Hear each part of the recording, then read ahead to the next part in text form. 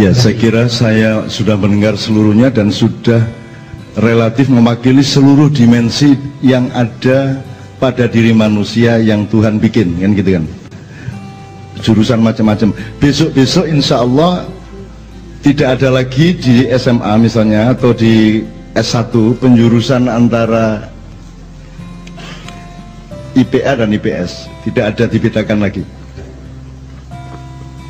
Karena IPS itu hanya salah satu output dan wilayah yang dipilih oleh orang-orang IPA. Ngerti nggak? Kebudayaan itu tidak bisa berdiri kalau tidak berangkat dari alam. Jadi alam itu IPA, matematik, fisika, biologi segala macam. Nanti di atas alam baru ada orang bikin kebudayaan. Jadi hutan menjadi taman. Hutannya itu IPA, tamannya itu IPS. Jadi bukan sekolah dibagi dua, satu IPA, satu IPS. Semua sekolah itu ya hutan. Nanti setelah S2 atau S1 dia ada yang bikin taman, ada yang bikin kota, ada yang bikin kendaraan, ada yang bikin sop buntut, ada yang bikin tempe penyet dan seterusnya, kan gitu. Tapi dasarnya IPA, Pak. Jadi makanya kalau di PAUD itu ya cuman satu, membaca dan berhitung, cuman itu dok. Membaca, menulis ya, membaca, strip, menulis dan berhitung. That's all life. Uripi mek loro iku. Jadi matematik itu nomor urusan utama dalam agama. Karena nanti Anda dihisab oleh Allah. Jelas ya? Jadi kalau ada ustadz mengatakan bahwa matematika tidak ada hubungannya sama agama, berarti dia melanggar yang paling penting dari Allah, yaitu menghitung hidupnya hamba-hambanya. Makanya kalau Anda di pesantren ada namanya muhasabah. Muhasabah itu artinya melakukan perhitungan dirimu dengan Allahmu. Itu namanya muhasabah. Jadi hisab itu artinya menghitung, Pak, perhitungan. Jadi matematik itu nomor satu. Jangan sampai ada santri yang tidak ngerti matematik, kan gitu. Nanti matematiknya ada yang dipakai untuk manajemen ekonomi, ada untuk pertanian, kan gitu kan. Ada untuk ngitung setoran haji, gitu. Ada kan semua matematik, gitu loh. Bahkan setiap orang kan tiap hari kan ngomong matematika, aduh dapat pahala berapa ya saya kalau Jumatan, kan gitu. Urusannya matematika be. Oke teman sekalian yang ngerti ya. Suatu hari saya rubah kurikulumnya, terus kemudian mudah-mudahan ada presiden baru terus dirubah lagi. Amin ya rabbal alamin. Dan saya senang rakyat kita menjadi tangguh karena baru akan naik sepeda ganti geledekan. Kait ngeret geledekan ganti apa menera? Ganti becak, ya wis gak apa-apa. Dan itu tidak merugikan rakyat karena rakyat kita menjadi tangguh, telebak, wis gak karu-karuan, nyeneng pokoknya. Itulah memang takdir Allah atas Indonesia, sehingga Anda tuh beruntung loh, Anda dibanding Kiai Kanjeng, Anda punya harapan jadi dokter coba. Profesor dokter tuh itu di depan Anda. Beberapa S1 pun tidak mungkin Pak kayak sing nuling kayak S1 piye kayak. Oke, preman Perhar Beringharjo. Tidak mungkin. Jadi Anda ini, ya Allah, bersyukurlah Anda di sini ini kumpulan orang-orang yang sama Allah diberi jalan lapang ke depan. Amin ya rabbal alamin. Sementara saya tidak punya harapan. Saya SD bertengkar pindah sekolah. Saya lulusnya karena gurunya capek ngeladeni saya diluluskan. Saya SMP digontor, diusir, di pesantren diusir dan seterusnya. Saya pokoknya tidak pernah beres sama sekolahan. Jadi Anda itu beruntung, Anda bisa jadi sarjana utama, kemudian Anda doktor S2, S3, Anda kemudian bisa profesor, doktornya bisa double ya Pak ya. Anda itu beruntung, Anda punya presiden, saya nggak punya. Sampai ini saya nggak presiden, ya Allah, beruntung loh Anda punya itu. Aku gak duwe, aku iki menteri yo gak duwe, presiden gak duwe lah. Kon iku duwe sembarang kok putus asa iku yo opo gitu loh teman sekalian. Aku main duwe yo Gusti Allah Kanjeng Nabi ku tak duwene, liyane gak duwe aku, gitu loh. Nah, jadi bersyukur teman sekalian. Nah, ini saya ngomong IPA tadi karena gini. Karena ini saya diamanat tuh ngomong karakter. Nah, saya ingin nih, saya mau ambil dari mana ya Pak ya? Saya mau ambil dari sini. Sudah pernah melihat cangkul? Bener, melihat bener, atau melihat gambarnya? Cangkul. Oke, yang pernah ngelihat cangkul, ngelihat bener dengan mata kepala, bukan YouTube, bukan. Bener ya, alhamdulillah. Tapi meneh nek wis rapi kon dia paculi kon memang. Wah lah ngono sih ya. Ngono lho ceritane, wong lanangku penggaweane, wong lanangku wong tani, wong wedok sawahe, dipaculi ben bengi, metu wae, kan begitu. Itu ceritanya ya, bener nggak? Petani harus cinta kepada sawahnya dan harus memelihara cangkulnya sebaik-baiknya. Betul enggak? Betul enggak? Loh saya enggak, saya bener. Nah kalau kita kembali ke filosofi dasar, berarti ada seluruh ciptaan Allah ini, fenomena utamanya adalah pernikahan. Allah sendiri kan bujangan nih, jomblo nih Allah nih, sendirian toh.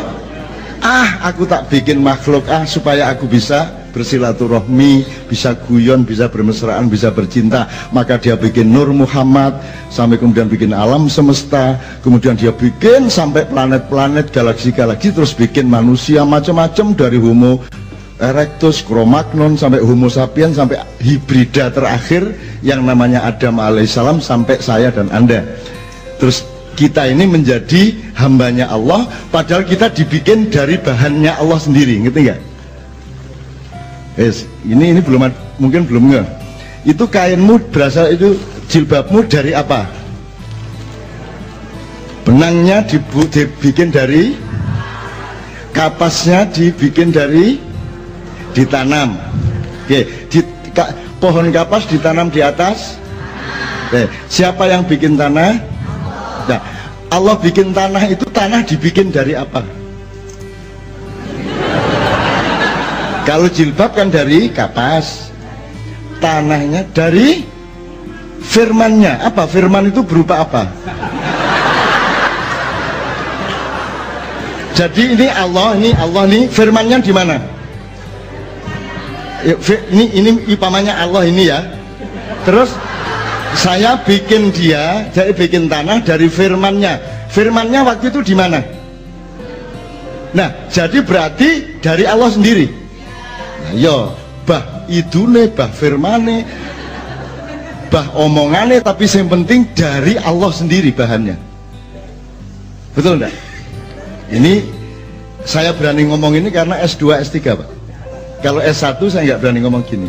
Berarti Anda itu terdiri dari apa bahan dasarnya? Lah ya tanah dari. Berarti Anda ini siapa sebenarnya? Anda ini siapa sebenarnya?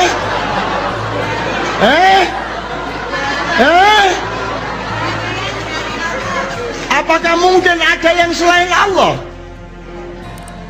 Jadi siapakah engkau sebenarnya? Mate kan ya. Dah cukup. Ojo digawa nang kosmu terus digawe berdebat. Engko kok mlebu Twitter kon kok dikafir-kafirno kapok kon kok. Ya, wis, dah cukup di sini ya. Saya cuma ingin ngasih contoh tadi jilbab. Oke. Saya tadi kan tanya mengenai cangkul. Oke. Cangkul itu untuk apa? Mencangkul apa? Tujuannya untuk menanam. Ya tak? Apa mergo tanahnya supaya atos cek gembur, tak cangkulnya gitu ya. Tujuannya mencangkul adalah mengubah tanah dari keras jadi gembur. Udah gitu dong. Loh, tanah jadi gembur kan supaya bisa ditanami, gitu ya. Oke. Kenapa kamu harus menanami? Kenapa kamu butuh tanaman? Supaya berbuah. Kenapa butuh buah? Supaya bisa makan. Masuk sak sawah kok badok ijen? Kan ada yang dimakan, ada yang pasar, betul enggak? Cangkul itu fungsi politik, fungsi militer, fungsi spiritual, atau fungsi ekonomi? Oke, yang primer. Yang primer, bahwa dia punya fungsi sekunder lainnya ya, tapi yang primer. Primer itu maksudnya gini loh. Pokoknya nek wong orang bawa cangkul mesti ke sawah. Gak kok jemuan, gue pacul, ya gak apa. Itu namanya fungsi primer, jelas ya? Oke, jadi cangkul fungsi primernya adalah untuk fungsi ekonomi. Oke ya, jelas. Oke, ini mudah-mudahan sampai ke karakter, Pak. Kalau pisau, ini belok dikit. Memotong, berarti mengolah makanan. Shortcutnya pokoknya supaya alat bantu cangkul tadi, buahnya sudah ada, terus ada alat bantu lainnya nutu, terus nek telo diirisi kan gitu kan alat bantunya ya. Tujuannya ekonomi lagi. Di situ ada medis, ada kuliner segala macam, tapi fungsi primernya cangkul dan pisau sebenarnya adalah ekonomi gitu ya. Oke, ini X-nya dalam matematika ini X, ojo dituntut. Ya tapi dalam X terkandung F. Iya enggak C, tapi enggak C. Iki X dulu ya. Oke, nomor 2. Cangkul sudah. Tahu pedang? Dah, saya enggak tanya sudah ngelihat pedang betul apa. Dah, angel soalnya naik pedang belek ya. Denger gitu paling ya. Tapi fungsinya Mas? Beles apa? Oke, pedang fungsinya apa? Ada orang senjata berarti fungsi apa? Kalau pakai sosiologi, ilmu sosial, fungsi ideologi kan latar belakangnya Mas. Fungsi militer. Di balik militer, di kiri kanannya ada pertahanan, ada ideologi, ada harga diri bangsa, ada macam-macam. Tapi pokoknya yang akurat, yang primer adalah fungsi militer. Oke, terakhir untuk sesi yang ini, yang awal. Ngerti keris? Temen wis tau ndelok?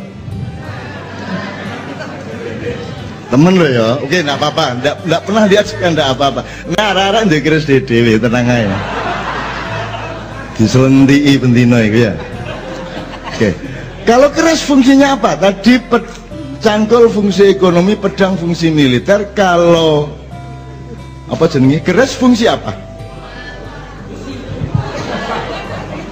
Ayo. Keris fungsi spiritual. Oke, apalagi? Politik, budaya, keagamaan. Oke, ini semua mengepung kok. Ini semua environment maknanya juga. Jadi ada spiritual, ada budaya, ada apa tadi?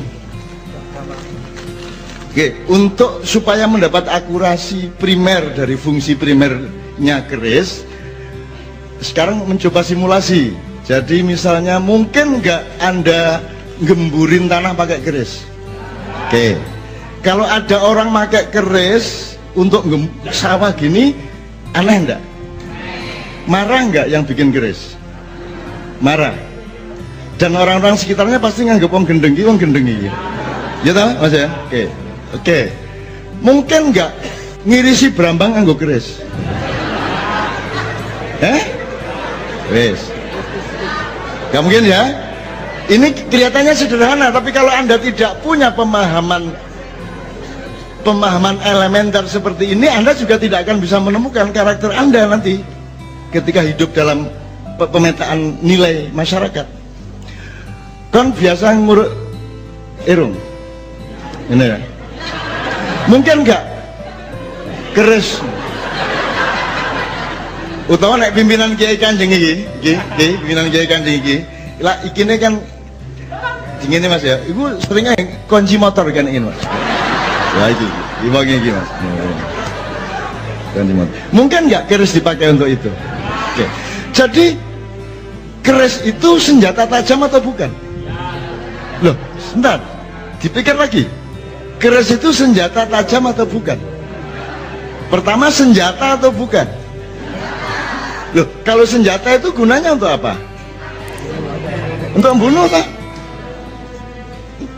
Setahu saya keris tidak dipakai untuk berperang. Keris tidak dipakai untuk membunuh. Enggak juga. Enggak, itu di puncak pertarungan saja. Sebab kalau gini, ya saya kamu harus paham sosiologi, tradisi dan modern. Enggak mungkin rojo nggawa tombak dukur ngene iki. Rojo nggawa tombak gak mungkin. Sing nggawa tombak dukur itu mesti prajurit paling bawah. Semakin panjang tombaknya, semakin rendah pangkatnya. Ya jelas Pak ya. Sebabnya apa? Loh enggak, ini serius. Jadi kalau Anda lihat di keraton-keraton itu tombaknya tinggi. Kenapa? Semakin kesaktiannya rendah, semakin dia butuh jarak dari musuhnya. Ngerti ya? Logikanya semakin kurang kemampuan bertarungnya, semakin panjang senjatanya. Betul enggak? Karena dia butuh ayo musuhnya tiga anaknya ini. Jadi di dunia ini yang paling pengecut adalah pembikin rudal. Meriam, peluru jarak jauh. Mereka adalah orang-orang pengecut yang tidak satria. Jadi kita dulu punya karakter yang namanya kesatria. Kesatria itu nek gelot ya depan, gak Twitter. Nek wani depan. Nek entene gelot, ayo depan. Apa rasan-rasanan di Facebook itu? Ya lah, ya. Oke, gigi contoh rek. Ini saya hanya ingin menunjukkan kepada Anda, bangsa Indonesia kehilangan karakter mulai abad 16. Dan salah satu karakter yang disebut, yang saya maksud itu adalah etos kesatria. Kesatria itu adalah gini. Loh, kalau Anda jantan ya kita ketemu. Apa kita mau rukun, apa kita mau berantem? Ayo ketemu. Dalam Islam namanya muwajah, face to face, bertemu wajah. Makanya Omay Rama bikin lagu wajah bertemu wajah, bulu bertemu bulu, rambut bertemu rambut. Mbok iku lagune ya apa wis pokoke ngono. Sik. Ini saya mengutip Mas Joko, Mas Agus Sunyoto Malang ya, yang banyak mempelajari itu. Jadi gini Mas, orang Jawa, orang Mojopahit tidak punya ide untuk bikin meriam, karena bagi mereka perang itu depan. Gitu loh Pak. Mulai Portugis datang jadi perampok di laut-laut Melaka sampai Laut Jawa, mereka kan bekalnya meriam, peluru jarak jauh. Maka kapal Mojopahit yang semula berfungsi ekonomi, dan kapal Mojopahit itu gak lonjong ini, tapi rotok kandel ini, karena isinya rempah-rempah, beras dan lain sebagainya untuk diekspor. Ini dengan mudah dirampok karena memang tidak siap secara militer, wong di urusan ekonomi kok. Akhirnya karena dirampok terus sama Portugis, akhirnya Mojopahit dan Demak setelah itu bikin kapal sing tipis-tipis, yang isinya satu barang-barang ekspor, nomor dua prajurit-prajurit. Itu pun mereka tetap bawanya paling pol pedang. Gitu loh teman sekalian. Ternyata kaget, ternyata Portugis tetap menang karena dia dari jauh nggak perlu ketemu. Dor mate, gitu loh. Bagi orang Jawa itu tidak kesatria, bagi orang Bali itu tidak kesatria, bagi orang Sunda itu tidak kesatria. Ya tapi kalau kita jadi kesatria gini diserbu terus dari jauh, kita kalah. Sejak itulah kita tidak lagi membangun etos kesatria. Wis saiki iki pokoke wanine ya bandem. Kan begitu. Wanine bandem, setelah itu tidak ketemu, menghindar. Nah, sejak dunia menjadi modern, ada media massa, ada media sosial, maka manusia makin tidak punya karakter, makin tidak punya kejantanan, makin tidak punya sportivitas. Kira-kira ngono ya. Sekarang saya kembalikan ke pedang. Tadi apa? Cangkul, pedang, keris. Penting mana di dalam nilai, entah apa nilai apa dalam dirimu? Yang paling utama itu keris, apa pedang, apa cangkul? Ya enggak apa-apa, monggo. Cangkul. Oke. Gini, sekarang lihat contoh-contoh dalam sejarah. Kalau cangkul digeletakkan di pinggir tembok boleh enggak? Enggak masalah ya. Tapi kalau keris dilempar set gini ke kebun boleh enggak? Kenapa kok enggak boleh? Pusaka. Nilainya berbeda antara keris dengan cangkul. Nah, jadi sebenarnya yang terpenting dalam dirimu itu pedang apa keris? Apa yang penting? Sekarang aku tanya, disertasimu itu cangkul, apa pedang, apa keris? Ayo, jelas ya? Jelas ya? Ayo, udah, tinggal satu ini kok. Kalau ini Anda beres, sudah tidak perlu acara terus, tidak apa-apa, pulang udah, beres. Ya, sekali lagi, kamu kuliah itu untuk mencari pedang apa mencari cangkul apa untuk mencari keris? Tak kasih tahu ya, belajar sejarah. Semua orang yang punya cangkul belum tentu punya pedang. Jadi petani belum tentu bisa perang. Tapi orang yang punya pedang biasanya pasti punya cangkul, karena gak kok uang bendino gelut terus agak. Gitu? Jadi semua orang yang punya pedang pasti punya cangkul juga, tapi orang yang punya cangkul belum tentu punya pedang, apalagi keris. Nah, tapi kalau orang punya keris itu pasti dia punya, bahkan punya anak buah yang pedangnya banyak, dan punya masyarakat yang cangkulnya banyak. Nah, sekarang saya tanya, Anda kuliah S2, S3 ini mau cari cangkul apa cari pedang apa cari keris? Kalau Anda cari cangkul, gak pilih pedang. Kau nak sing menang Capres A, kau gak melok mau sing menang UGM. Gitu? Nanti kalau terus di tengah jalan jatuh, gantian ITB. Kan gitu. Kan presiden tidak harus 5 tahun.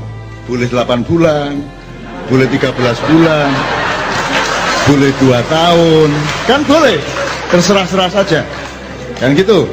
Jadi sekali lagi, kalau Anda menemukan itu dan mulai malam hari ini jelas, ideologi Anda, akidah Anda, kemauan Anda, maka untuk tidak rajin bikin disertasi dan kuliah S2, S3 itu kan sok goblok ndak goblok.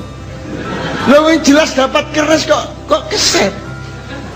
Loh, kalau Anda cuma mau cari cangkul, bikin disertasi, niru-niru aja, bisa untuk ngelamar di perusahaan, tapi kan nggak punya keris, nggak punya martabat, nggak punya harga diri, nggak bisa bangga, ya toh? Kalau skripsi Anda apa? Disertasi, Pak ya? Kalau tesis Anda tidak benar-benar punya Anda, kon melaku kira-kira ya apa? Gini, gak iso kon, izin nang awakmu dhewe lah ngono. Karena Anda tidak punya keris. Keris adalah sesuatu yang lahirnya tidak dari logam, lahirnya dari kesungguhan batin yang membikinnya dan yang memesannya. Gitu loh, Dek. Jadi misalnya Kiai Sangkelat, ada keris Kiai Sangkelat. Ki sorry ya Kanjeng ya. Ki Kiai Kanjeng ya lagi krungu saiki. Kiai Sangkelat itu milik Prabu Brawijaya kelima. Prabu Brawijaya yang bikinin keris Kiai Sangklat namanya Empu Supo. Empu Supo yang bikin dengan torikot mutih segala macam, karena spiritual tadi kan Mas. Akhirnya punya Kiai Sangklat itu di Mojopahit, kemudian ditransfer ke Demak sampai ke Mataram. Dan itu keris bukan kerisnya sakti, nggak ada keris sakti. Yang ada adalah keris itu menandai tingkat perjuangan yang bikin, ngerti nggak? Jadi jangan percaya keris sakti.